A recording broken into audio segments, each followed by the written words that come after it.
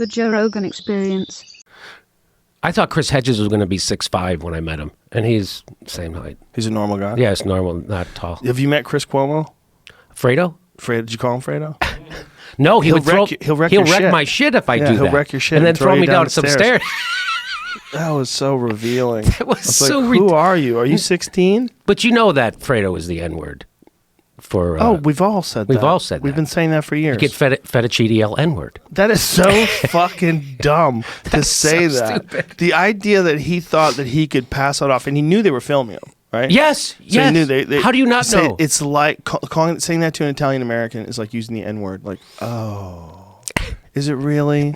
Guess what? Here's the thing about being Italian. There's no word for us. There's no word for us. You can call me a guinea. You can call me a greaseball. It's like, okay. Doesn't work. Right. There's no word. They don't work. They worked from my grandfather's day.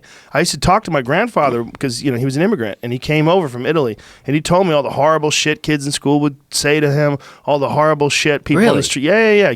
Guineas back then were they were talked to like trash immigrants. Like they wanted them to go home. They didn't want them there. And there was a lot of dispute between the Irish and the Italians. Italians were thought of the way a lot of racist people think of Mexicans. Like they're coming over here to take our jobs. Yeah. They're infesting our neighborhood with their smells and their food, and they want to talk their language. Like my grandparents always spoke Italian in the house. Did they smell? They smell great. It depends on what you like. I love Italian food, so it smelled great. But they always talked Italian. My grandmother and my grandfather always spoke Italian to each other. Yeah. They lived in an Italian neighborhood up until it changed. They lived in Newark, New Jersey. Oh, okay. Which was all Italian. So it seems like every wave of immigrants becomes the new horrible person, right? Yes. So I grew up because I was Irish, and they talk about how the no Irish need apply, all that stuff, and that's why they... Yeah. I mean, that's what, it's just, there's waves of this, right? And now the wave is, Mexicans are the scapegoats. But, there's that documentary they did a while back, A Day with No Mexicans. Uh-huh. But it's true. Everything would fucking shut down. Especially Los Angeles. No kidding. But most of the country, I mean, this is the dirty secret about the United States of America is that we rely, a lot of industry podcasts, it doesn't really rely on illegal immigrants, but a lot of industries rely on illegal immigrants. And it's a fucked up situation to be in for them because they really don't have a path to become legal, even if they've been proven for decade after decade that they're a viable, contributing part of our culture because they got over here illegally. Even if they came over here as a child, that we can't let you stay, And that's another thing, the immigration, they've been scapegoated since, as far as I can remember, Bill Clinton. So Bill Clinton, if you go back to C-SPAN videos of him saying Mexicans coming here taking our jobs and all that stuff, he did all that stuff. And Hillary Clinton, she bragged that she voted for a border wall, a barrier. It was a fence in some places.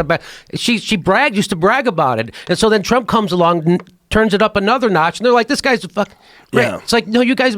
So I make this point. He just says it in a way that's... Yeah, it's very offensive and it's wrong, right? Of course it is. But what I'm saying is he's building off of a bunch of shit that's offensive and wrong. Just like when they tweeted out those... So you find out, this is what I say, that, he banned all the Muslims at the airport. Then you find out, why are they at the airport? Barack Obama's been bombing them for 8 fucking years straight. He dropped 26,000 bombs. They ran out of bombs.